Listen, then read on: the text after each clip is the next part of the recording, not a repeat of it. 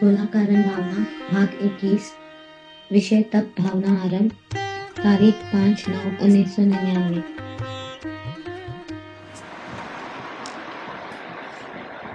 नमो अजंताणं नमो सत्ताणं नमो आयर्याणं नमो विभुचाराणं नमो वेरे सर्वसामान्य नमो सर्वेशाराय स्वानुभूत्या च कास्ते चित् स्वभावाय भावाय सर्वभावान्तरच्च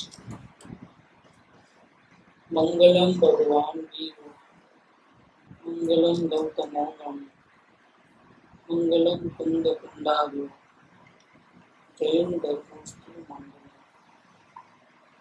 सर्वमंगल मांगल्य सर्वकल्याणकारकं दानं सर्वधर्माणां जैनं जयतु शासनं ओंकार बिंदु संयुक्त नित्यं ध्यायन्ति योगिनः कामदं मोक्षदं च ओंकाराय नमः। श्री सम्मतभद्र देव आचार्य देव अचित श्री रत्नकरण श्रावकाचार इसका छठा भावना अधिकार, उसमें पंडित सदा सुखदास कासलीवाल जी की टीका है। 16 कारण भावना का विषय है। उसमें छठी भावना जो शक्ति प्रमाण त्याग भावना, उसका वर्णन चलता है। अपने पास जो है उसका त्याग तो हो नहीं सकता, क्योंकि स्वभाव में से तो कुछ जाता नहीं है। स्वभाव के अलावा जो कुछ भी है हमारे पास, उसका त्याग किया जाता है। तो स्वभाव के अलावा हमारे पास जो है उसमें विकार भाव है, आत्मा की मलिनता है। परिणाम के अंदर शुभ और अशुभ जो भाव हो रहे हैं वो आत्मा की मलिनता है। क्रोधादि भाव या भक्ति के भाव वो आत्मा के नहीं है। असल में दया के भाव वो भी आत्मा के नहीं है। पूजा भक्ति के भाव आत्मा के नहीं है। और पाप के क्रोधादि भाव वो भी आत्मा के नहीं है, क्योंकि आत्मा वितराग स्वरूप है। आत्मा परमात्मा है, उसको कुछ करने धरने का रहता ही नहीं है, वो परिपूर्ण तत्व है। लेकिन ये जो करने धरने के जो भाव आते हैं, जो अच्छे बुरे भाव आते हैं, वो आत्मा का विकार है। स्वभाव का त्याग हो नहीं सकता। जो हमारा ज्ञान आदि अनंत गुण है आत्मा के, उसका तो त्याग करना चाहे तो भी नहीं होगा। अगर उसका त्याग करोगे तो आपका नाश हो जाएगा, द्रव्य का ही नाश हो जाएगा। एक भी गुण का नाश हुआ तो पूरा द्रव्य का नाश हो जाता है। अग्नि में से उष्णता निकाल दो तो अग्नि नहीं रहती। ऐसे आत्मा में से ज्ञान आदि गुण निकाल दो, सुख निकाल दो, फिर आत्मा रहेगा ही नहीं। तो यथाशक्ति त्याग भावना माने क्या कि सम्यक दर्शन होने के बाद, आत्मा के दर्शन होने के बाद सम्यक दृष्टि को निरंतर अंदर में ही उपयोग रखना है। क्योंकि जितना उपयोग अंदर में रहेगा उतनी शांति रहेगी, आनंद मिलता रहेगा। और यहाँ से उपयोग छूट करके बाह्य किसी भी पदार्थ में जाएगा तो आप पाप के या पुण्य के भाव होंगे, जो स्वभाव से विरुद्ध भाव है, जिससे कर्म बंधन होता है और चार गति में भटकना पड़ता है। तो वो चाहता है कि मेरा उपयोग बाहर नहीं रह रहा, लेकिन वो बाहर रहते हैं कमजोरी के कारण। वो कमजोरी को मिटाना चाहता है तो मिटा सकता नहीं है, क्योंकि परिणाम में उसका जोर चलता नहीं। इसलिए वो भावना पाता है कि मेरे जो स्वभाव विरुद्ध जो मेरे में दोष घुस गए हैं, घड़ी घड़ी उपयोग बाहर जाता है, पुण्य पाप के भाव होते हैं। इस प्रकार के 14 अंतरंग परिग्रह है। इसमें मिथ्यात्व का नाश तो उसने किया है, लेकिन मिथ्यात्व को मलिन करने वाले दोष अभी भी है। सम्यक दर्शन को मलिन करने वाले दोष, श्रद्धा संबंधी ज्ञान के दोष, श्रद्धा संबंधी आचरण के दोष अभी भी है, तो उसका भी नाश करना है। इसके अलावा और भी जो 3 प्रकार के वेद हैं, हास्य, रति, अरति, शोक, भय, जुगुप्सा, राग, द्वेष, क्रोधमान, माया लोग, इस प्रकार से 14 अंतरंग परिग्रह है। उन सबका इनको नाश करना है, क्योंकि उसका नाश होते ही, विकार का नाश होते ही शांति और बढ़ेगी। अंदर में बहुत अकूट शांति है, लेकिन मिलती नहीं है। क्यों नहीं मिलती है? क्योंकि बाहर में अशांति ज्यादा है, कसाय ज्यादा है, कुछ तो भावना पाता है कि मेरे कसाय भावों का, राग द्वेष के भावों का, जो मेरे स्वभाव विरुद्ध है, जिससे अशांति होती है, ऐसे भावों का त्याग हो जाए। बाह्य पदार्थ, धन दौलत आदि, वो तो अपने है ही नहीं, वो तो अपने से बिल्कुल भिन्न, अपनी परिणति में भी नहीं है, आत्मा की परिणति में वो चीज नहीं है। पैसा कोई आत्मा से चिपका हुआ नहीं, न तिजोरी अपने साथ चिपकी हुई है, वो तो बिल्कुल अलग पदार्थ है। कहीं से आया है, कहीं जाने वाला है, या यहीं रह जाएगा, हम छोड़ के चले जाएंगे इन सबको। लेकिन फिर भी ये जीव इसमें मेरा पैसा, मेरा इज्जत, मेरा नाम ऐसा करके ममता करता है। तो ये बाह्य 10 प्रकार के, मेरी स्त्री, मेरा पुत्र ऐसा करता है, तो वो बाह्य परिग्रह है। वो 10 प्रकार के परिग्रह होता है। तो इन परिग्रह, जब अन्य पदार्थ जैसे पैसा है, तो पैसे में से मेरा पना निकाल देना, मैं तो शुद्ध चैतन्य मात्र आत्मा हूँ, ये जड़ पदार्थ मेरा नहीं है, ये मेरे से अलग द्रव्य है, ऐसा समझ करके इसमें से मेरा पने का भाव हटा दिए, तो वो त्याग कर पाता है। तो त्याग करना तो किसको करना, अब इसकी बात है। त्याग तो करना है, लेकिन किसको करना? अपनी एक्स्ट्रा चीज जो हमारे काम की नहीं है, जो अपनी नहीं है, अपनी गलती से मानी थी लेकिन अपनी नहीं है। और जब तक ममता थी तब तक इसमें कुछ हेरा फेरी होवे तो अपने को तकलीफ होती थी, इन पदार्थों में कुछ भी तकलीफ होवे तो फिर हमारे को तकलीफ होती थी, हमारे परिणाम खराब होते थे। तो हमारे उसके ऊपर उपयोग जाते ही हमारे परिणाम खराब होवे। इसकी संभाल रखने का भाव होवे, इसको आगे पीछे रखने का भाव होवे, इसकी सुरक्षा का भाव होवे, ये सब हमारे परिणाम बिगाड़ते थे, तो हमारा उपयोग बाहर रहता था।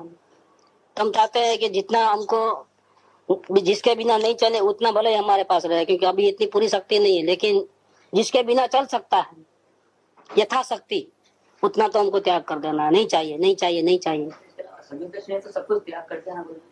अभिप्राय में किया, अभिप्राय में किया, लेकिन ज्ञान में, आचरण में अभी भी कमजोरी है, तो उसमें उसने त्याग नहीं किया है। तो इसीलिए वो अपने जो परिग्रह है, बाह्य परिग्रह, उसके ऊपर भी उसका ध्यान जाता है। जैसे रुपया पैसे पर ध्यान जाता है, बैंक बैलेंस पे ध्यान जाता है, स्त्री पुत्र के ऊपर ध्यान जाता है। ऐसे 10 प्रकार के जो बाह्य परिग्रह है उसके ऊपर ध्यान जाता है इसका। बाह्य परिग्रह में लिखा है ना, इसको 10 प्रकार के होते हैं।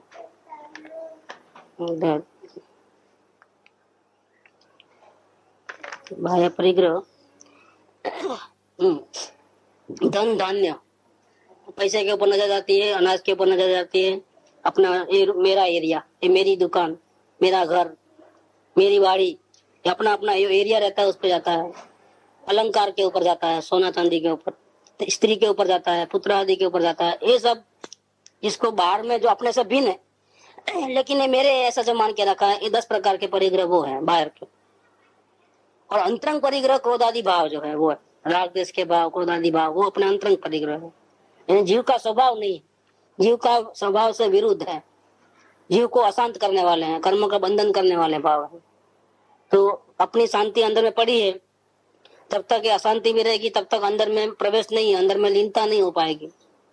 अंतर्मूर्त में केवल ज्ञान ले सकता है। इतनी ताकत वाला जीव बेसहारा क्यों हो गया?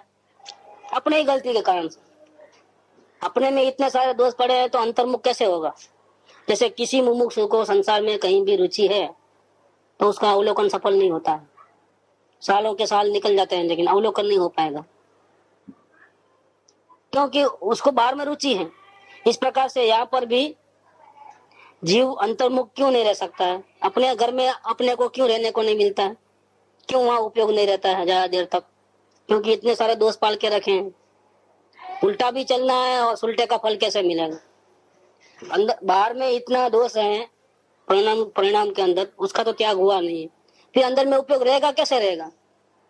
इसीलिए सम्यक दृष्टि ऐसी भावना पाता है कि मेरी परिणति में जो दोष है, जो विकार है, वो भी निकल जाए, उसका भी त्याग हो जाए। और बाहर में जिसको मैंने कल्पना से अपना मानता हूँ, मेरे है नहीं, उसमें से ममता छूट जाए। जिसको लेना है लेके जाओ, मेरे को तो नहीं चाहिए।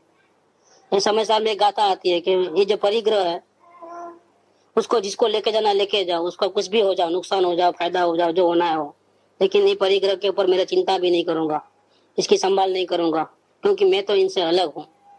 मैं ज्ञान मूर्ति, चैतन्य मूर्ति हूँ, मेरा उसमें कुछ नहीं है। और ऐसे ही एक वार्ता आती है श्रीमद रामचंद्र के ग्रंथ के अंदर, नमी राजा की वार्ता आती है कि राजा था, इसको अग्नि में, शरीर में बहुत गर्मी आ गई, जल रहा था पूरा। सब रानी मिल करके चंदन घसते हैं ताकि इसको शीतलता मिले। लेकिन वो आवाज बहुत होता था बेंगल का। तो बोला ये ककड़ाहट बंद करो, तो ककड़ाहट बंद करो तो आवाज बहुत सहन नहीं होता है, तो क्या करे, बेंगल तो निकाल नहीं सकते, घसना ही बंद नहीं कर सकते, तो फिर एक एक बेंगल रख दिए सुबह के किसान, बाकी सब एक्स्ट्रा बेंगल निकाल दिए और घसने लगे। ऐसा करते उसको नींद आ गई। सुबह उसने पूछा कि आवाज क्यों नहीं आ रहा था, आप लोग घसना बंद कर दिए थे? नहीं, घसना सारी रात हम जागे हैं, आपको चंदन घसा है, लेप किया है, फिर आवाज क्यों नहीं? तो हमने एक ही चीज रखी थी यहाँ पर, बिल्कुल निकाला तो अच्छा नहीं है, आप अभी जीवित हैं, लेकिन एक सुहा की निशानी रख करके बाकी, तो एक रखने से कोई तकलीफ नहीं हुई, आवाज नहीं हुई। इस पर से उसको ध्यान आ गया कि मेरा आत्मा अकेला है, मैं अकेला रहूंगा तो शांति मिलेगी, और जितना लफड़े बढ़ाऊंगा उतना मेरे को अशांति नहीं चाहिए सब। ऐसा करके वैराग्य आकर के, समय तो पहले से था, संवेग नहीं आया तो संवेग आ गया इस पर से। सब राजपाट को छोड़ करके जंगल में चले गए, आत्म ध्यान करने लगे। जब आत्म ध्यान करने लगे तो उसकी परीक्षा लेने के लिए इंद्र आता है ब्राह्मण का रूप लेकर, और उसको कई तरीके से फंसाता है कि आप क्यों आए, देखो अब आपके आने से सब लोग राजमहल में रो रहे हैं, ऐसा हो रहा है, उनको कौन शांत कराएगा, ऐसा करके बहुत सी बातें चलती। देखो ये आग लग रही है पूरे नगर में, आप होंगे तो ऑर्डर दे करके सब ठीक ठाक कराओ, बाद में चले जाना, आपको कौन मना करता है। ऐसा करके बहुत फंसाता है, लेकिन वो फंसते नहीं कि मेरा उसमें से एक रजकण भी नहीं, ये सारी दुनिया में मेरा एक भी नहीं है। मेरा मान के रखा था लेकिन मेरा कुछ भी नहीं, इसलिए मैं अपने आत्मा को छोड़ करके अब कहीं जाने वाला हूँ। ऐसी बहुत सी अच्छी बातें उसमें लिखी है। नमी राजा के जो इंद्र का और उनका जो बातचीत होती है ना, वो बहुत बहुत अच्छी बातचीत है। तो मेरा नहीं है, और मेरा नहीं है वो छूट जाए तो ही अच्छा, क्योंकि इसका उपयोग जा करके मेरा परिणाम खराब हो, वो नहीं रहे तो ही अच्छा। हाँ, मेरी अभी इतनी ताकत नहीं है तो पूरा त्याग नहीं कर पाऊंगा, महाव्रत धारण नहीं कर पाऊंगा, संसार को छोड़ नहीं पाता हूँ, मुनिराज नहीं बन पाता हूँ, लेकिन जितना घर में रहते हुए जितनी जरूरत कम करे, जितना परिग्रह पे ममता कम करे, जितना कम में चला सकते हैं उतना अच्छा। ऐसा करके वो त्याग की भावना में आता है। समय दृष्टि को निरंतर त्याग की भावना रहती है। लेकिन अब त्याग करे तो फिर अपनी जो एक्स्ट्रा चीज देना किसको, कौन है, इसकी बात अभी चलने वाली है कि हमको हमारी एक्स्ट्रा चीज जो हमारे काम नहीं आती है, हमारे परिणाम खराब होते हैं, उसको देखने से उतना उपयोग बाहर रहता है, तो हमको ये चीज किसको देना? जैसे तैसे को नहीं दे सकते, तो किसको देना? कि जिसको कोई चाह नहीं है, हमको जो चीज निकालनी है लेकिन लेने की उनको चाह नहीं, सामने वाले तृष्णा रहित है। ये कौन है तृष्णा रहित? कि ज्ञानी पुरुष तृष्णा रहित है, उनको दे देना ताकि उसका मिसयूज न करे वो। तो क्या करते हैं, उत्तम, मध्यम और जघन्य, ऐसे 3 प्रकार के पात्रों को भक्ति सहित आहार दान देना। ऊपर ज्ञान दान की बात तो चली, तो ज्ञान दान तो जिसके पास ज्ञान होता है वही दे पाता है। अगर तुमको अपने पास ज्यादा ज्ञान है, ज्ञानेंद्र वाणी का अभ्यास है, तो हम खुद भी अभ्यास करें और दूसरों को भी अभ्यास करें। वो तो जो विशेष ज्ञानी है, जिनको सब जानकारी है, वही ज्ञान दान दे सकते हैं। लेकिन आहार दान तो कोई भी दे सकता है। 4 प्रकार के जो दान है उसमें एक तो ज्ञान दान होता है, दूसरा आहार दान, तीसरा औषध दान है, और चौथा अभय दान है। तो आहार दान तो कोई भी दे सकता था, आहार दान देना लेकिन किसको देना? जो मंगने आए उसको दे देना? नहीं, ऐसा नहीं होता है। ज्ञानी पुरुष को ही आहार दान देना। तो ज्ञानी पुरुष के 3 प्रकार है, जघन्य, मध्यम और उत्तम। उत्तम में तो मुनिराज है, 3 कसाय की चौकड़ी वाले, जंगल में ही रहते हैं, नग्न दिगंबर, परिग्रह रहित, 28 मुल्क उनके पालन करने वाले, तो वो सबसे उत्तम प्रकार के। तो उनको आहार दान देने से बहुत कुछ फायदा होता है, बहुत कुछ, माने इसका जिसका हिसाब किताब नहीं, इतना फायदा होता है। और जो तीर्थंकर, जैसे जो मुनिया तीर्थंकर जब मुनि अवस्था में होते हैं, उसको जो पहला आहार देता है वो तो नियम से मोक्ष जाता है, और दूसरा होता ही नहीं है। उनको तो इतना फायदा होता है पूछो नहीं, चाहे जिस परिस्थिति में, उसको नियम से मोक्ष ही होता है। तीर्थंकर के माँ बाप होते हैं जो, वो भी नियम से मोक्ष में जाने वाले होते हैं, भले उसी भाव में नहीं जावे, लेकिन 1-2 भाव के अंदर उनका भी मुक्ति हो जाती है। क्योंकि इतने महान पुरुष जो है, उनको किसी प्रकार से भी उनकी कोई सेवा चाकरी करे, पहले से नहीं रहता, बाद में होता है। तो माता तो उस भाव में मोक्ष नहीं जा सकती, पिता शायद इस भाव में ही मोक्ष जाते, उसी भाव के अंदर। माता 1-2 भाव करके जाती, लेकिन जाती जरूर है वो से। हाँ, मतलब उनका फल इतना है। जिस भाव में वही होगा।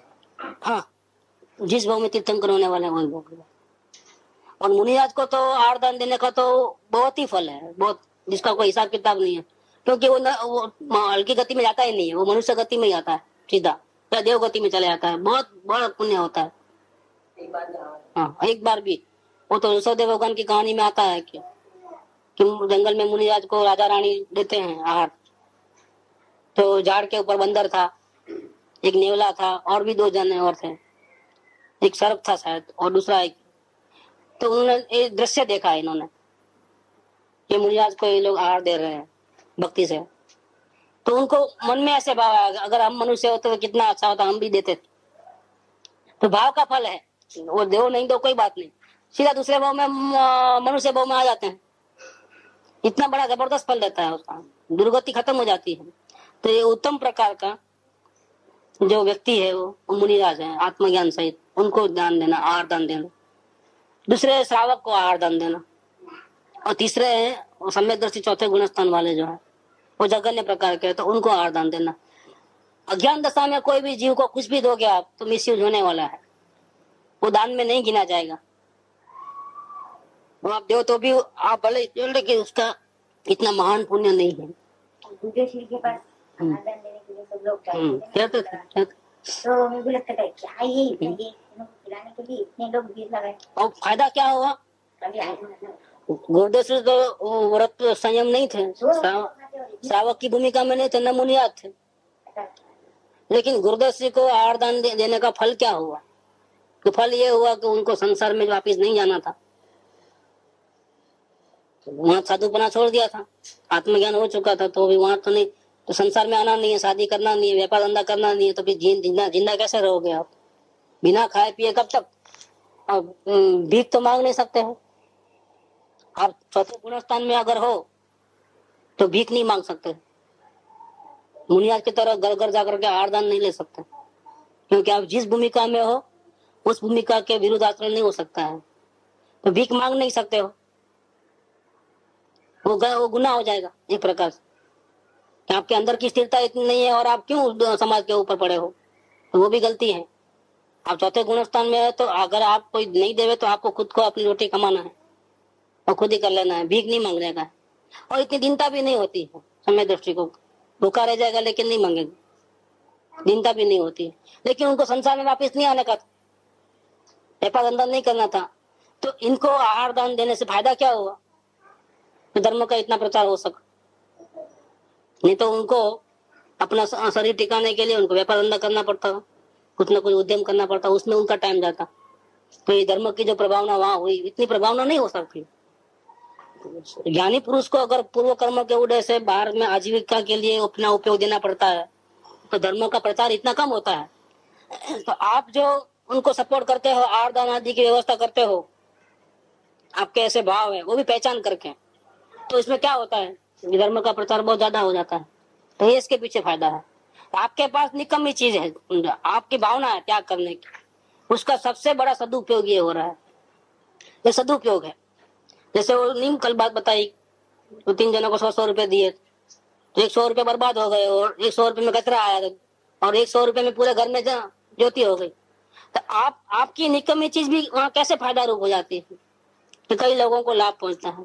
ये बात इधर समझना है। इसीलिए ज्ञानी पुरुषों को आहार दान देना, ऐसे पात्रों को भक्ति सहित होकर आहार दान देना। भक्ति सहित होकर मतलब उनको गुणों को पहचान करके, उनकी महिमा करके उनको देना। कर प्रासुक औषधि देना, तीसरा दान औषध का है।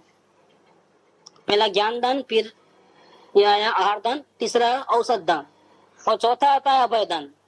तो एक प्रासुक औषधि देना, अगर बीमार है धर्मात्मा तो उनको ऐसी दवा देना जिसमें प्राणियों की हिंसा न होती हो, इस प्रकार की उनकी दवा दे करके उनके रोग को दूर करने का, उनका उपयोग बार बार वेदना में न चले जाएगा, उसलिए उनकी सेवा चाकरी करके इस प्रकार से उनको दवा वगैरह का देना। वो नहीं मांगेंगे लेकिन आपको करना है वो कार्य। तो मुनिया तो मुंह से मांगते ही नहीं, चाहे जितना रोग होगा, लेकिन अपने को पहचान करके कि उनको कोई तकलीफ तो नहीं है करके अपने सामने से उनको इस प्रकार से औषधि देना। और वो तो औषधि लेंगे तो भी जिमने के टाइम में ही लेंगे, तो आपको पहले से ही ख्याल में रख करके इसी प्रकार से आपको जिमने के टाइम में ही खाने के साथ मिला करके देना पड़ता है। वो अलग से नहीं लेते हैं औषधि, मुनियाज की बात लेवे तो। श्रावक को भी आप उनकी सेवा कर सकते हो। चौथे गुणस्थान वाले ज्ञानी पुरुष की भी सेवा कर सकते हो अवसर देकर। और ज्ञान के उपकरण, सिद्धांतों के पढ़ने योग्य पुस्तकों का दान देना, ये ज्ञान दान है। आप वो आपके पास नॉलेज नहीं है, लेकिन नॉलेज जिसमें है वो किताब आपके पास है, शास्त्र आपके पास है, उनको आप छपा सकते हो, इनका अनुवाद करा सकते हो, इस प्रकार लोगों में प्रचार कर सकते हो, इस प्रकार से वो दान दे सकते हो। पढ़ने योग्य पुस्तकों का दान देना, मुनि के योग्य व श्रावक के योग्य वस्तिका का दान देना चाहिए। मुनि के योग्य और श्रावक के योग्य वस्ती का दान देना चाहिए। उनको जो जिस क्षेत्र जो क्षेत्र हो वस्ती का हो, मतलब वस्ती या कोई उनका उपकरण हो। जैसे मुनि के लिए क्या जरूरत है, क्षेत्र से लगाव नहीं रहता है, उनको कमंडल वगैरह चाहिए, मोर पींछी कमंडल आदि, तो वो उनको दे सकते हैं। श्रावक को उनकी भूमिका अनुसार दे सकते हैं। तो श्रावक और कुछ नहीं लेता तो भाई उनके लिए एक ऐसा सत्संग का भवन का निर्माण किया जाए जहाँ वो बैठ करके अपने को उपदेश दे सके, डिस्टर्ब न हो। इस प्रकार से जिन मंदिर बना सकते हो, इस प्रकार से धर्म का स्थानक बना सकते हो। इस प्रकार के मुनि के योग्य व श्रावक के योग्य वस्ती का दान देना चाहिए।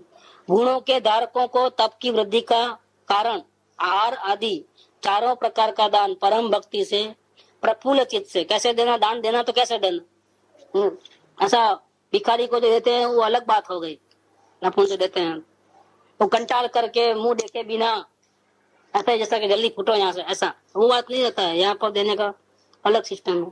परम भक्ति से प्रफुल्ल चित्त से अपने जन्म को कृतार्थ मानते हुए कि मेरे को जो चीज के परिग्रह है मेरे लिए, मेरे उपयोग बार बार जाकर के मेरे परिणाम खराब होते हैं उनके संभाल में, ये अगर किसी को काम आता है तो, और योग्य व्यक्ति को काम आता है तो मेरा जन्म सफल हुआ करके, ऐसा अपने जन्म को कृतार्थ मानते हुए, ग्रहाचार्य को सफल मानते हुए बड़े आदर से पात्र को करना चाहिए। इस प्रकार का त्याग करना चाहिए।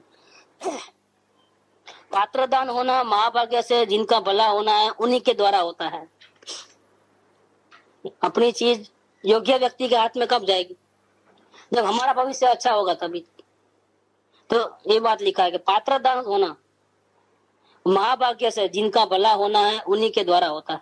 पात्र का लाभ होना ही दुर्लभ है। क्यों? इसका कारण क्या है कि परिग्रह तो बहुत है जिसको हम छोड़ना चाहते हैं, लेकिन उसको ग्रहण करने वाले योग्य व्यक्ति उसका अभाव है।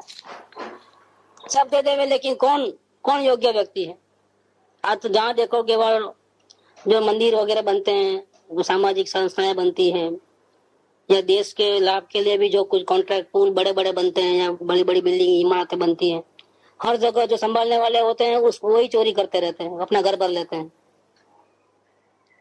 अपन पब्लिक से लेके आवे, लेकिन वो क्या करते हैं उसमें से कुछ हिस्सा तो अपने सगे संबंधी को कॉन्ट्रैक्ट दे देते हैं, अपने घर में तिजोरी में भर लेते हैं। ऐसा करके 25% मान बनता है। पब्लिक का पैसा 1 करोड़ का तो 25 लाख का ही हिसाब मिलेगा, बाकी हिसाब ही नहीं मिलता है। तो किसको देवे? देना है लेकिन किसको देवे? तो जिसका वृद्धिगत होवे, सबको फायदा होवे, वो किसको देवे? तो पात्र का लाभ होना ही दुर्लभ है। ऐसे योग्य व्यक्ति मिलना ही दुर्लभ है जिनको देने से वो चीज और बड़े सबको लाभकारी होवे। वो तो उसका वैल्यू और 0 हो जाती है। 100 रुपए की नोट 1 रुपए के बराबर हो जाती है, गलत लोगों के हाथ में गया। भक्ति सहित पात्रदान हो जाए तो उसकी महिमा कहने को कौन समर्थ है। ये मुनिराज को जब आहार दान देना होता है तो नवदा भक्ति से देना पड़ता है। इसमें और जगह वर्णन है उसका कि आहार कैसे देना चाहिए, किस प्रकार से देना चाहिए। नवदा भक्ति से होता है। 3 बार आओ आओ आओ सामने जाकर के लेके आना पड़ता है, आदर सत्कार करना पड़ता है, ऐसा करके उनको लेके आना पड़ता है। फिर पैर धोने का रहता है, ये सब ऊपर छत्र चामर डालने का, ये सब होता है। उनके गुणों की भक्ति वगैरह होता है। इस प्रकार से बहुत नवदा भक्ति पूर्वक उनको आहारदान होता है। तो भक्ति सहित अगर पात्रदान हो जाए उसकी महिमा कहने को कौन समर्थ है। अब इन सब में फायदा उनको, मुनिराज को तो अपनी भक्ति चाहिए ही नहीं, वो तो अपने आत्मा में ही लीन रहते हैं। लेकिन जो इस प्रकार से करता है उसको कितना फायदा होता है। वितराग की भक्ति कौन करेगा? रागी जी तो नहीं कर पाएगा जो वितराग है। क्योंकि देखो, आप अगर आत्मा की तरफ दूर डलते हो और आपके घर में किसी को आत्मा बात्मा की बात तो बोझारूप लगती है, क्योंकि उसको तो संसार में मजा आती है, आपको सत्संग में मजा आती है। यहाँ से ही विचार भेद चालू हो गए, वेरी बिगिनिंग से ही। वो आपकी बात उनको नहीं जाते हैं, उनकी बात आपको नहीं जाते, तो यहाँ से ही घर में से ही दो बंद हो जाते हैं। तो दोनों की दिशा अलग है। वितराग की बात रागियों को कैसे सुहाएगी? परमात्मा बनने की बात इसको संसार में भटकना है, उसको कैसे अच्छी लगेगी? अच्छी नहीं लगती है। तो ये वितराग जो मुनिराज है या श्रावक है या ज्ञानी पुरुष है, उनको भक्ति सहित देना मतलब क्या? ऐसे तो कोई भी दे देता है, हस्त चलता आदमी दे देता है, लेकिन भक्ति सहित देना कौन देगा? तो जिसको वितरागता से प्रेम होगा वही देगा। तो वितरागता से प्रेम करना, हम भले रागी द्वेषी है, लेकिन हमारा झुकाव, हमारा प्रेम वितरागी ज्ञानी पुरुषों के साथ, उनको हम दिल से चाहते हैं, दिल से उनका आदर करते हैं, अंदर में उनके लिए बहुत भक्ति है।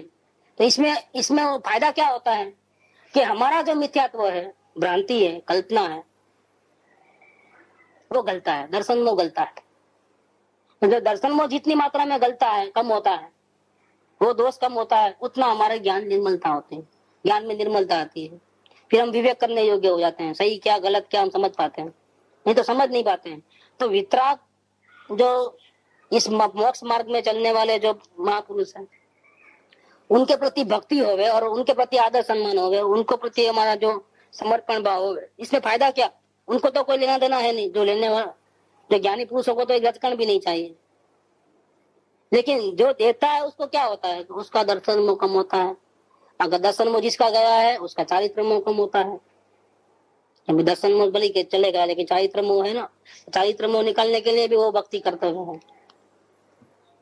तो पंच कल्याणक जब होते हैं यहाँ, जिन मंदिर बनता है तब, तो भगवान जंगल में जाते हैं दीक्षा लेकर के, फिर वो आरदान का प्रसंग बनाते हैं। देखो तो पूरी पब्लिक आरदान करने के लिए, इसमें कोई एक बड़ी बोली होती है, वो आरदान कराते हैं। जैसे उनके घर में मुनि आ जाते हैं और उन्होंने आरदान दिया, लेकिन दूसरे जो पंचकल्याण में जितने लोग आए हैं वो भी ऐसा भावना पाते हैं, हम भी आरदान देवे। तो फिर क्या करते हैं, वो एक छोटी छोटी चम्मच लेकर के, जैसा आरदान दिया ऐसा करके शक्कर का पानी ऐसा डालते हैं इस प्रकार से। फिर उसको अपने भाव के अनुसार कोई 501 लिखाता है, कोई 101 लिखाता है, 51 लिखाता है, ऐसा पूरा। लेकिन बहुत सी पब्लिक आती है, एक भावना, एक इस प्रकार की भावना व्यक्त करते हैं जो भक्त जन आते हैं, इस प्रकार से। कभी होगा तो पंचकल्याण कहीं जाएंगे तो देखेंगे, और जन्म अभिषेक करते हैं तब भी वो भावना पाते हैं कि हम भी भगवान का अभिषेक करें। वो तो स्वर्ग के देवी करते हैं, लेकिन हम भी इस प्रकार से, हमको भी सौभाग्य मिले करके, तो सब लोगों कलश लेकर के पांडु शिला के ऊपर से, आपने देखा होगा ना वहाँ पर। हाँ, तो ऐसा वो सब लोग पब्लिक भी जो है ऐसी भावना पाते हैं कि हम भी भगवान का अभिषेक करें। इस अनन्य मतलब अनन्य पुण्य का कारण बनता है। जैन माने क्या? राग द्वेष से रहित होना, उसका नाम जैन। जो राग द्वेष से रहित होते हैं उसका नाम जैन। तो राग कसायों को जीत ले उसका नाम जैन। तो इससे क्या होता है? शांति मिलती है। तो वो तो मार्ग अनादि का है। इस मार्ग पे जो चले हैं बड़े महापुरुष, तो लोग तारे हैं, तो कोई तीर्थंकर बन के इस मार्ग में आया है, ऋषभदेव आदि महावीर स्वामी, तो उनको जीव लोग याद करते हैं अभी तक, क्योंकि इनके प्रभाव से कई लोगों को ये मार्ग का पता चला और कई लोग पाए। बाकी ये मार्ग उनका नहीं है, किसी व्यक्ति का मार्ग नहीं है। तो हम वितराग व्यक्ति की पूजा करते हैं, भक्ति करते हैं, आदर करते हैं, उनके प्रति समर्पण भाव रखते हैं। इसका पीछे हमारा भाव क्या रहता है? वितरागता हमको चाहिए, हमको वितरागता पसंद है। रागियों को रागी जो पसंद है, और जिसके दिल में वितरागता का आदर है उनको कौन पसंद है? वितरागी जीव पसंद है। मोक्ष मार्ग में आचरण करने वाले लोग पसंद है। तो ज्ञानी, श्रावक, मुनिराज वो उनको पसंद है। वो उनकी संगति बढ़ाना चाहते हैं, सत्संग बढ़ाना चाहते हैं, क्योंकि उनको संसार से छूटना है। तो ऐसी भावना वाले जीव को तो अंदर में दर्शन मोह और चारित्र मोह दोनों को कटिंग होता है।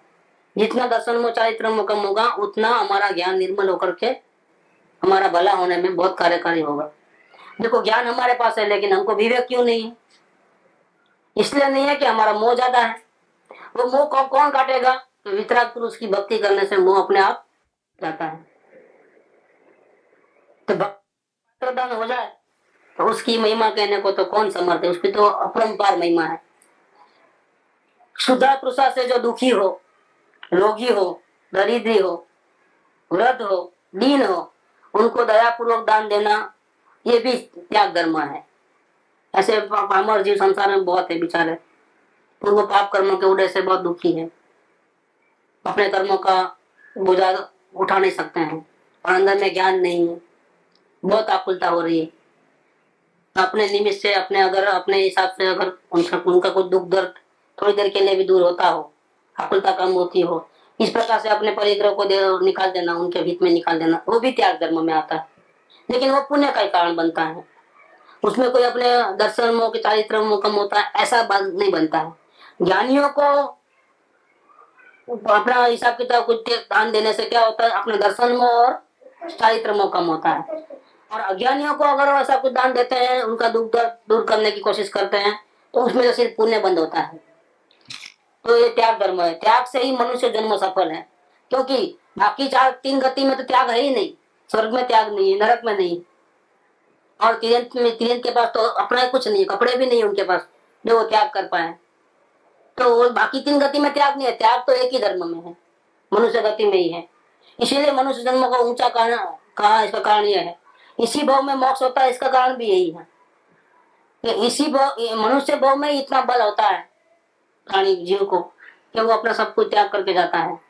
6 खंड को छोड़ करके चक्रवर्ती जा सकता है जंगल में, लेकिन सौधर्म इंद्र अपनी विभूति को छोड़ करके दीक्षा नहीं ले सकता है। देखो कितनी बड़ी कमाल की बात है। हालांकि चक्रवर्ती से उनका पोस्ट और भी ऊंचा है। चक्रवर्ती को 96,000 रानी है, उनको तो करोड़ों अप्सरा है। तो चक्रवर्ती को 6 खंड है, लेकिन वो तो 32 लाख विमान, एक एक विमान में असंख्य देव, इन सबका स्वामी है सौधर्म इंद्र। पहले स्वर्ग में, सौधर्म स्वर्ग में है। सो इतना बड़े वैभव है, लेकिन जीत ऊंचा जन्म किसका? इंद्र का नहीं, चक्रवर्ती का। क्यों? कि वो 6 खंड को छोड़ करके दीक्षा लेना है तो ले सकता है, वो नहीं ले सकता है। ये भगवान का जब दीक्षा लेने होता है, जब भगवान को दीक्षा लेने का भाव आता है, फिर देवों और मनुष्यों में लड़ाई होती है। देव बोलते हैं हम पालकी उठाएंगे, भगवान बोलते नहीं हम उठाएंगे। दोनों में, मनुष्यों में और देवों में लड़ाई होती है, झगड़ा झगड़ी होती है। तो भगवान की पालकी कौन उठाए? भगवान को महल में से जंगल तक कौन लेके जाए, जहाँ वो दीक्षा का स्थान है, जहाँ वो दीक्षा लेने वाले हैं, वहां तक कौन लेके जाएगा? दीक्षा कल्याण का वरघोड़ा नहीं निकलता है, ऐसे वरघोड़ा निकलता है। उनकी बहुत प्रशंसा की जाती है कि उनको त्याग करने का, संसार छोड़ने का भाव आया, इतना वैराग्य आया संसार छोड़ने का। तो पालकी में बिठा के लेके जाने का, लेकिन पालकी उठाए कौन? देव बोलते हैं हम उठाए, वो बोलते हैं हम उठाए, लेकिन बोलते हैं अभी चलो हम उठाएंगे, क्योंकि हम उनके साथ दीक्षा लेने वाले हैं। अगर आप भी दीक्षा ले सकते हो तो उठाइए। हमारे देव लोग हाथ जोड़ देते हैं, वो तो रोते हैं। जो लोकांतिक देव आते हैं वो एक बहुतारी होते हैं, उनका एक ही भाव रहता है। वो लोकांतिक देव आते हैं तो वो रोते हैं कि हमारे देव पने को धिक्कार हो, इससे तो मनुष्य जन्म अच्छा। आप तो देखो दीक्षा ले सकते हो भगवान के साथ, हमको दीक्षा लेने का भाव है लेकिन हम ले नहीं सकते, तो हम तो कम पामर हैं, ऐसा करके रोते हैं और हट जाते हैं। फिर तो दीक्षा लेने वाले हो गए हैं भगवान के साथ, वो पालकी उठा के लेके जाते हैं। ऐसा एक एक सीन इसके अंदर आता है, जो पंच कल्याण की जो बुक है ना उसमें है ये बात। तो लोग देव रोते हैं तो लोग देख नहीं सकते हैं, इतना उनको तकलीफ होती है। क्या है स्वर्ग का देवपना मिला हमारा, इसे तो मनुष्य जन्म अच्छा था हमारा, लेकिन क्या करें, हमने पुण्य इतने किए तो फंस गए। कब जल्दी से मनुष्य जन्म में आवे, कब जल्दी से संयम धारण करे, कब जाकर के आगे मुक्ति का मार्ग में आगे बढ़े, बस ऐसी भावना वो पाते हैं। तो त्याग से ही मनुष्य जन्म सफल है। ऐसे मनुष्य जन्म को पा करके अगर हम परिग्रह को बढ़ाने में लगे हैं, तृष्णा को बढ़ाने में लगे हैं, विवेक नहीं रखते हैं, अपने उपयोग को बर्बाद कर देते हैं, तो हमारे मनुष्य जन्म को बहुत धिक्कार है। हम उसका फायदा नहीं उठा सकते हैं। जो मनुष्य जन्म को इंद्र लोग भी चाहते हैं, वो जन्म को हम बर्बाद करते हैं विषय कषायों में, परिग्रह बढ़ाने में, आशा अपेक्षाएं बढ़ाने में। जितनी आशा बढ़ाओ आपके पेट तो भरने वाला नहीं है। जितना भी कुछ मिल जाएगा, अगर आपका पेट भर जाता है क्या शांति हो जाएगी? अगर एंड हो जाएगा, इच्छाओं का नाश हो जाएगा, क्या होने वाला ही नहीं वो चीज।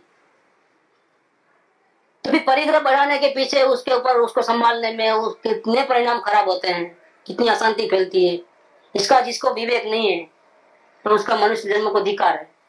सफल वही जीवन है जिसमें त्याग है, वही मनुष्य जन्म सफल है। तो त्याग से ही मनुष्य जन्म सफल है, त्याग से ही धन धान्य आदि का पाना सफल है। त्याग बिना गृहस्थ का घर शमशान के समान है। ये घर नहीं है, मुर्दे, इसमें मुर्दे लोग रहते हैं। उनको विवेक नहीं है, जैसे मुर्दे को कोई विवेक नहीं रहता है, उसको कोई भान नहीं होता है किसी प्रकार का। इसी प्रकार से गृहस्थ धर्म में है, लेकिन अब आत्मा का भला कैसे होगा उसका विवेक उसको नहीं, जैसे मुर्दे को नहीं ऐसे उनको भी नहीं। इसीलिए इस घर में भव्य आत्मा नहीं बसते हैं, उस घर में कौन रहते हैं? मुर्दे रहते हैं, शमशान के जैसा है। क्योंकि ये जो त्याग धर्म का महिमा नहीं समझते हैं, अपने मनुष्य जन्म को सफल नहीं करते हैं और परिग्रह को बढ़ाने में, भोग विलास करने में पड़े हुए हैं, तो उनकी तो दुर्गति होने वाली है निश्चय। वो तो उनका जीवन भविष्य का अंधकार में है। इसीलिए वो कैसा है, वो घर कैसा है? शमशान के समान है। ग्रह का स्वामी पुरुष मृतक के समान है, वो तो मुर्दा ही है। घर का जो बड़ा जो है वो तो अगर इस प्रकार से त्याग धर्म में नहीं आया, वो तो मुर्दा के समान ही है, मुर्दा ही है। और स्त्री पुत्र आदि कौन है? गृहस्थ पक्षी के समान है। घर का बड़ा आदमी तो मर गया है, मुर्दा हो गया है, अब उसकी संपत्ति को कौन नोच नोच के खा रहा है? स्त्री पुत्र आदि। वो कैसे है? गीत के समान है। गीत पंछी रहता है ना, मरे वो को खाता है शमशान में, ऐसा समझ लो। जिस घर में त्याग धर्म नहीं है, जिस धर्म में सुपात्र जीवों को दान आदि देने की व्यवस्था नहीं है, सुपात्र जीवों के ज्ञानी पुरुषों को भक्ति नहीं है, समर्पण भाव नहीं है, तो वो घर शमशान के समान है। वो घर का मालिक मुर्दे के समान है। और स्त्री पुत्र आदि कौन है? गृह पक्षी के समान है, जो उसके धन रूपी मांस को चौंट चौंट कर खाते हैं, दान देने नहीं देते हैं। किधर भी दान दिया तो सब जगह आप तो लिखा के आते हो, फिर हमको परेशानी हो जाती है। ऐसा इस प्रकार से होता है, झगड़ा पंचा शुरू हो जाता है। तो ये क्या है? ये गृह पक्षी के समान है, इसके धन रूपी मांस को चौंट चौंट कर खाते हैं। इस प्रकार 6वीं त्याग भावना का वर्णन हुआ। यहाँ पर सम्यक दृष्टि जो है, अनुभव के बाद अपने परिग्रह को बढ़ाना नहीं चाहता है, जितना हो उतना कम करना चाहता है, और अंदर में राग द्वेष आदि कसायों को भी जितना शक्ति हो गई उस प्रमाण से वो कम करना चाहता है। ऐसे त्याग भावना का वर्णन हुआ। 6ठी भावना पूरी हुई 16 कारण भावना में। अब 7वीं भावना की बात चलती है। शक्ति प्रमाण त्याग भावना के बाद अब शक्ति प्रमाण तप भावना। देखो जैन दर्शन में कुछ नहीं है, ऐसी बात नहीं है। जैन दर्शन में सब कुछ है कि आप त्याग क्या करते हो, तपस्या क्या करते हो। ये तपस्या भी करेंगे, त्याग भी करेंगे, सब कुछ करेंगे, लेकिन कब? कि पहले वर राजा मिल जाए तो। वर राजा ही नहीं मिले तो क्या करेंगे? आत्मा की खबर नहीं, किसके लिए त्याग करते हो? किसको फायदा पहुंचाने के लिए? किसको फायदा पहुंचाने के लिए तपस्या करते हो? तो उसका ही पता नहीं है, सम्यक दर्शन नहीं हुआ है। फिर क्या का त्याग और क्या का तपस्या। वो तो त्याग करोगे तो भी थपकी लगा दोगे वहां पर, मैंने इतना लाख रुपया दिया है, मेरा था और मैंने दिया है। और यहाँ जो समय दृष्टि त्याग करता है वो मेरा एक रजखंड भी नहीं है, और मेरे को तो उल्टा बोझा है। बार बार नजर वहां जाती है तो मेरे परिणाम खराब होते हैं। लेके जाओ जिसको होना है उसको, मेरा तो चीज ही नहीं है। और देने के बाद याद ही नहीं आती है कि मैंने कितना दिया, तो फिर कौन सा त्याग अच्छा है? दोनों बाहर से तो दान ही दिखेंगे, दोनों त्याग ही देखेंगे, लेकिन त्याग किसका सच्चा है? कि देने के बाद याद ही नहीं होवे, मेरा पना ही नहीं होवे जरा भी, तो वो समय दृष्टि कर पाता है। मिथ्या दृष्टि तो त्याग देगा, कोई वस्तु देगा, थोड़ी भी एक चीज तो 10 बार सुनाएगा, या अपनी तख्ती लगाएगा, या अंदर में अभिमान करेगा कि मैंने दिया, मैंने दिया, मैंने दिया, मैं सबसे ऊंचा हूँ, मैंने इतना लिखा है, उसने तो कुछ लिखा है ही नहीं। तो नहीं लिखा था उसके बाद द्वेष आ जाएगा, तो उसकी शक्ति नहीं है, नहीं लिखाता है, या उसके भाव नहीं है, नहीं लिखाएगा। तुम उनसे द्वेष क्यों करते हो? नहीं इतना रख लेकर देता नहीं है, वो तो उनके भाव की मर्जी है। वो चाहे मोटर में घूमे, भोग विलास करे, चाहे दान लिखावे, वो तो उनकी मर्जी है। आप क्यों जलते हो?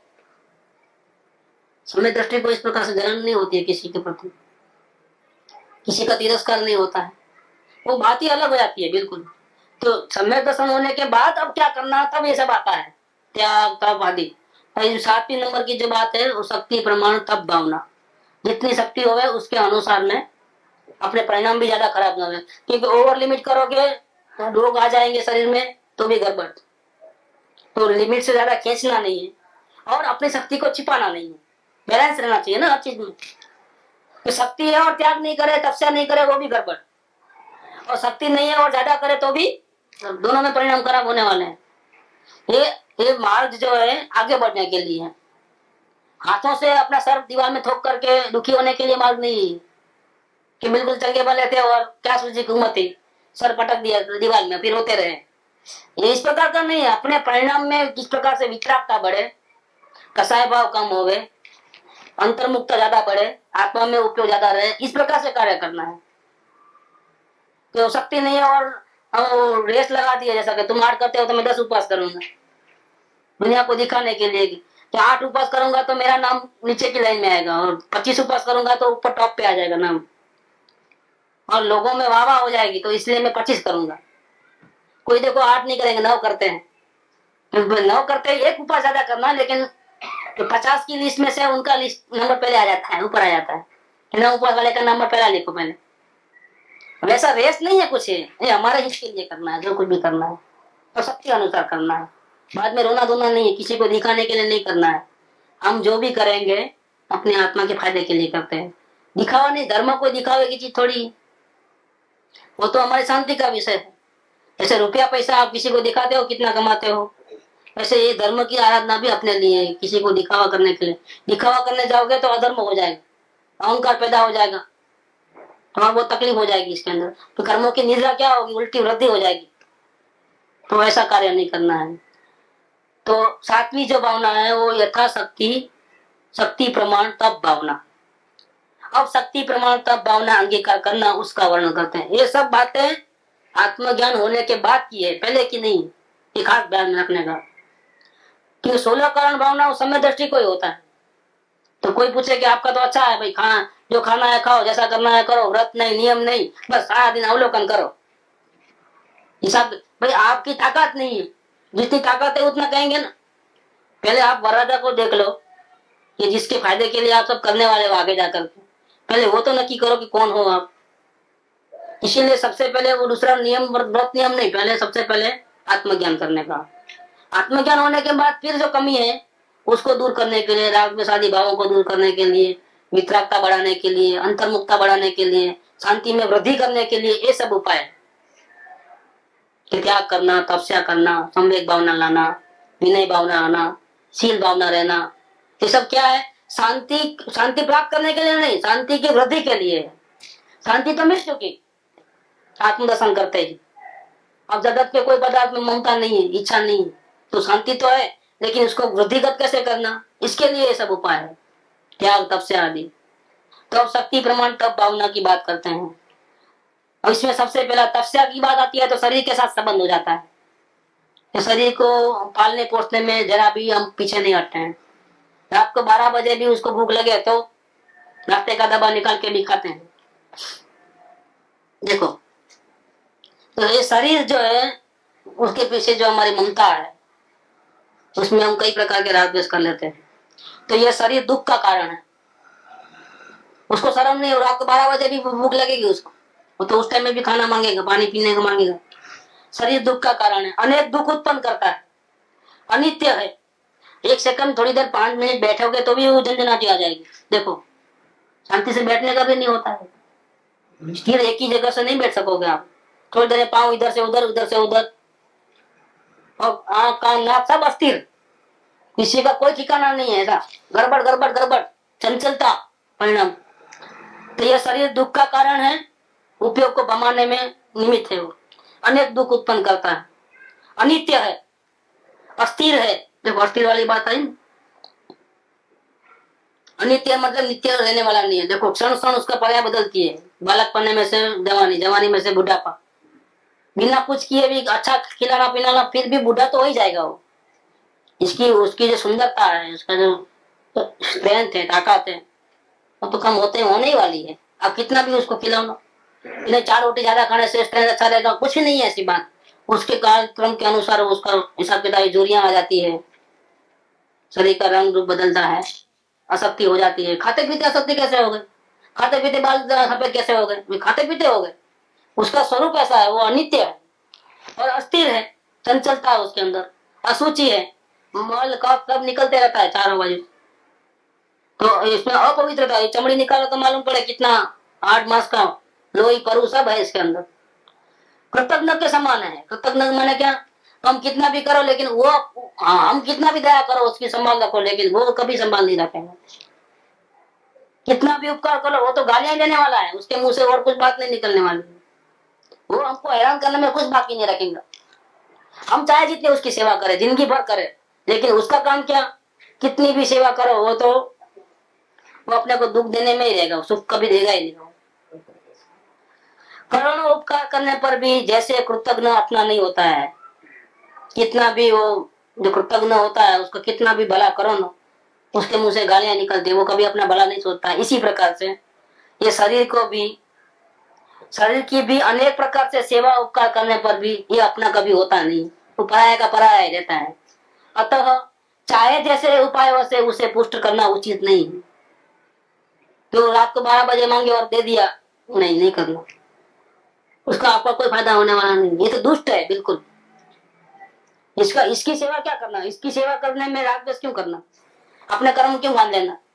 जब वो अपना उपकार एक भी नहीं करता है, अपनी बात नहीं सुनता है, तो हम भी उनके लिए क्यों इतना कर्म बांधे बेकार। ऐसा चाहे जैसे उपायों से इसे पुष्ट करना उचित नहीं है, थोड़ा सहन कर लेना, क्रस करने योग्य ही है। ऐसे को तो नजीक नहीं पटकने देना। इस प्रकार से उसकी कोई सेवा चाकरी नहीं करना उतनी। और सेवा चाकरी करने का जो भाव है उसमें तो पाप ही होता है। ये खाने का भाव है, उसको संभाल रखने का भाव, ये सब क्या है। जिसके श्रृंगारों में मेरा ये महंगा जीवन, अत्यंत असुचि जड़ काया से इस चेतन का ऐसा नाम। दिन रात सुबह शुभ भावों से मेरा व्यापार चला करता, मानुष वाणी और काया से आश्रव का द्वार खुला रहता। तो उसको तो क्रस करने योग्य ही है। ये जो इच्छा होती पूर्व पाप के उदय से रात को 12 बजे ही भूख लगेगी, वो तो पाप का उदय है, असाता उदय। लेकिन आप उसको अनुकूल मत बनो, सहन करो थोड़ा, लेकिन उसका तो आप ये अपकारी जो है उसका तो इसका ध्यान रख करके नया कर्म मत बांधो। पूर्व भूतकाल का जो पाप का उदय है उससे भूख लगेगी, सब होगा, दूसरा भी कुछ भी होगा, रोग आएगा, सब होगा। ज्यादा दृष्टा भाव में रहो, लेकिन इसको ठीक ठाक करने के उपाय करके वर्तमान में नया कर्म मत बांधो। जो हो गया सो हो गया, उसकी सजा काट डालो कैसा भी करके, चाहे सुख में चाहे दुख में। लेकिन इसके निमित्त के इसको अच्छा बना करके, इसके ऊपर ध्यान दे करके, इसकी सेवा चाकरी करके नया कर्म नहीं मानना। ये पुराने कर्मों की निजराई कर दो, तो वो कृष करने योग्य ही है, तो भी गुण रूपी रत्नों के संचय करने का कारण है। अतः चाहे जैसे उपायों से उसे पुष्ट करना उचित नहीं है, कृष करने योग्य ही है, तो भी गुण रूपी रत्नों के संचय करने का कारण है। ये शरीर जो है, शरीर का अब हम फायदा लेना सोच रहे हैं। शरीर जिस प्रकार से अगर हम मोह में आएंगे शरीर के प्रति, तो हमारे कर्मों का वृद्धि होगी। और यही शरीर का अगर हम सही मोह रहित होकर के ऊपर इसका सही इस्तेमाल करेंगे तो क्या होगा, तो कई कर्मों की निद्रा हो जाएगी। देखो शरीर वही का वही है, ये तो परद्रव्य है। हमने उसका गलत इस्तेमाल किया तो पापों की वृद्धि हुई, हमने उसका सही इस्तेमाल किया तो कर्मों की निद्रा हुई, पुण्य बन गया। देखो तो खाना खाने से जैसा पाप होता है, ऐसा उपवास करने से पुण्य होता है। और अगर उपवास के पीछे आत्म ध्यान का हेतु है अगर, तो साथ में कर्मों की निद्रा भी होती है। अब वही चीज है, ये छुरी है, छुरी से शाकभाजी काटना है कि पेट में मारना है, अपना नुकसान कर लेना है। तो इसलिए देखो शरीर जो है ये संयम का भी कारण है और दुर्गति का असंयम का भी कारण है। इसका इस्तेमाल करो, किस प्रकार से करते हो। 100 रुपए की नोट है, क्या करना है, किस प्रकार से इस्तेमाल करना है।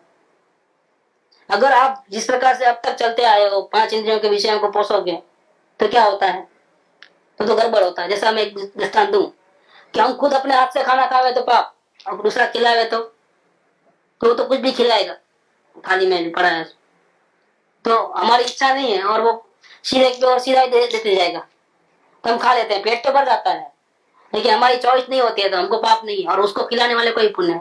हम भी किसी को खिलाए तो पुण्य है, और वो अपने हाथ से खावे तो उसको लिए तो पेट का पेट भरे और पुण्य का पुण्य हो। देखो जिमने को सब 4 जने बैठे हैं, सब एक दूसरे को खिलावे तो क्या हो। ऐसी प्रैक्टिस करना नहीं करना वो बात नहीं है, लेकिन एक बात बोल रहा हूँ, कारों की बात बता रहा हूँ कि खुद अगर खावे तो इच्छा से खाता है, चॉइस करके खाता है, तो पाप की क्रिया होगी। उसको अगर बाजू वाला खिलाता है, भाई वही चीज है उसकी थाली में भी, लेकिन उसको खिलाने का भाव है, खाने का भाव नहीं है, तो उसको पुण्य हो गया। और आप बिना इच्छा के खाते हो, जो दिया वो खा लेते हो, तो आपको उतना पाप नहीं लगता। इस प्रकार से क्रिया वही की वही है, पेट वही का वही भरता है, लेकिन इसका इस्तेमाल किस ढंग से किया है वो देखने की बात है। इस्तेमाल इस प्रकार से करोगे तो वो अलग बात बन जाती है, तो यहाँ पर ये बात किया है कि ये शरीर इतना अकारी है, कितना भी इसकी संभाल रखो लेकिन अपने को दुखी देने में कोई बाकी नहीं रखता है। वास्तव में ये आत्मा उसका इस्तेमाल करने की विधि जानता नहीं है और खुद को विषय वासना बहुत होती है भोग विलास की, पंचेंद्रिय की, इसलिए उसका गलत इस्तेमाल करता है। तो वो शरीर कर्मों का बंधन करने में, कई कर्मों का बंधन करने में अपने को निमित्त बनता है। और वही का वही शरीर है, लेकिन रत्नत्रय की आराधना इसी शरीर से होने वाली है। चारित्रमों का नाश किससे होने वाला है? इस शरीर का सही इस्तेमाल करने से होने वाला है। स्वर्ग का देव को ये चांस नहीं, स्वर्ग के देव इस प्रकार से साधना नहीं कर पाते हैं, लेकिन ये मनुष्य देव है, उसका सही इस्तेमाल करने से रत्नत्रय धर्म की आराधना होती है। चारित्रमों कम होता है, वितरागता बढ़ती है, ज्ञान बढ़ता है और मोक्ष मार्ग में जीव आगे बढ़ता है। पंचम गुणस्थान स्वर्ग में नहीं है, पंचम गुणस्थान नरक में नहीं है, 4 गुणस्थान तक है, लेकिन 5वां गुणस्थान किधर है? संयम की आराधना करना है तो मोक्ष मार्ग में आगे बढ़ना है तो यही शरीर काम आएगा। काम आएगा मतलब क्या? शरीर से धर्म नहीं होगा, लेकिन शरीर के प्रति जो अपना रवैया है उसको चेंज करते ही लाइन बदल जाती है। वही पैसा ऐसी जगह लगाया कि नुकसान होते गया, फायदा तो हुआ नहीं, उल्टा अपनी मूड़ी भी कम हो गई। वही पैसा ऐसी जगह पे लगाया कि ब्याज तो आया ही आया, प्लस ज्यादा इनकम भी ज्यादा हुई, पैसों के डबल हुए, ट्रिपल हुए ऐसे। तो पैसा तो वही, पूंजी तो वही की वही थी, लेकिन उसको कैसे इस्तेमाल किया। तो शरीर का इस्तेमाल किस प्रकार से करना ताकि हमारी आराधना बढ़े, मोक्ष मार्ग में आगे बढ़े, वितरागता बढ़े, इसके लिए क्या करना, तो इसमें उपाय बताए हैं बहुत सारे। किस प्रकार से तपस्या करना और ज्ञानी पुरुष किस प्रकार से तपस्या करता है, तो यथाशक्ति तप भावना के अंदर इसका वर्णन कल से फिर चालू करेंगे कि शरीर का किस प्रकार से इस्तेमाल करने से हमारी वितरागता ही बढ़ेगी और मनुष्य जन्म सफल होगा, मोक्ष मार्ग में आगे बढ़ेंगे। लेकिन ये सब ज्ञान दशा के बाद की बात, पहले की बात नहीं। क्या क्या करना सब बताएंगे इसके अंदर, शरीर का सही इस्तेमाल कैसे करना वो बताएंगे आगे। सुख धाम अनंत सुसंत चही, दिन रात रहे तद ध्यान मही, प्रशांति अनंत सुधामय जे,